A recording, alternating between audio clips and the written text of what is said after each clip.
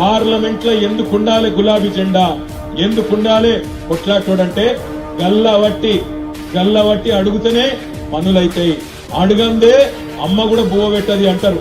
మరి కేంద్రంలో ఉన్నదేమో సవతి తల్లి, ఆ సవతి తల్లిని చక్కగా చేయాలంటే వినోదన్న లాంటి మొనగాడు ఉండాలి. బండి సంజయ్ 5 ఏళ్లలో పీకిందేంది, అమిత్ షా గాని చెప్పులు మోసుడు తప్ప పీకిందేంది వీడు. 5 ఏళ్లలో అమిత్ షా చెప్పులు తీసుకొని నెత్తి మీద పెట్టుకున్నాడు తప్ప పీకిందేమని ఉన్నదా?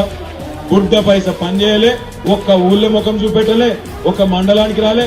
5 ఏళ్లు గాలి తిరుగుకుంటే గాలి ముచ్చట్లు మాట్లాడిన అవులగాళ్ళు మనకు అవసరం లేదు.